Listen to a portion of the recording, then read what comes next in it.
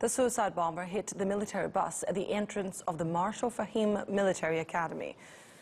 It comes after at least 92 people died in two suicide bombings at mosques on Friday, one in the capital Kabul, for which Daesh claimed responsibility, and the other in Ghor province. The attack in Kabul happened as worshippers were gathering for evening prayers. Let's speak now live to Bilal Sawari, who is in Kabul. Bilal, what is the latest where you are?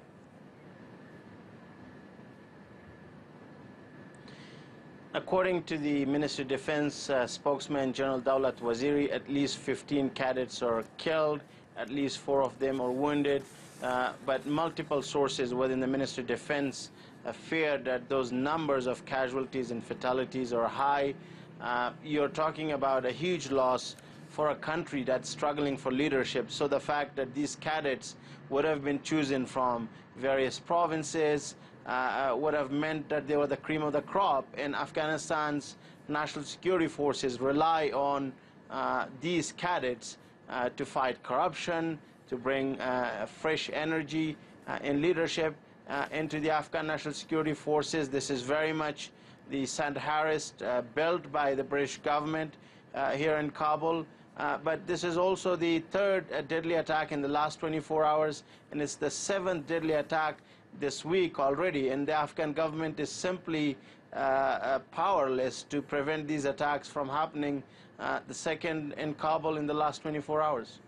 As you said, there's a wave of violence happening in Afghanistan. Over 100 soldiers have been killed in this past week across the country. That was before the 92 people were killed in attacks there in mosques on Friday. Tell us more about this wave of attacks in the past few days.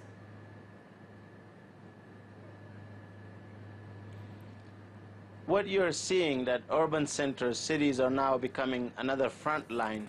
I think the challenge for the Afghan government and its Western allies is to break this momentum of Taliban and Daesh, to break the wave of these attacks. I mean, we did see earlier this month police from Police District 5 in Kabul province stopping a mini truck bomb. It was a miracle in many ways because the driver had driven into the ditch. There was a foot patrol. 2 of the policemen had just started asking questions. When they realized it was a suicide attacker, they immediately opened fire. So imagine if that truck with 3,000 kilograms of potent explosives had gone in the middle of the city. It could have been very, very worse. I think at the moment what these attacks do, it stifles everyday life in a city like Kabul. And I think even the capital, Kabul, with thousands of international forces, with billions of dollars in the last 17 years or so, is struggling for peace, which I must say is elusive. And if you're a family in Kabul, I mean, you immediately began to lose hope when you hear one of these attacks, because you start calling your family members, your relatives, and in many ways, these attacks bring back the memories of the Civil War times, the memories of the Taliban time, and Kabul continues to bleed, and so does Afghanistan.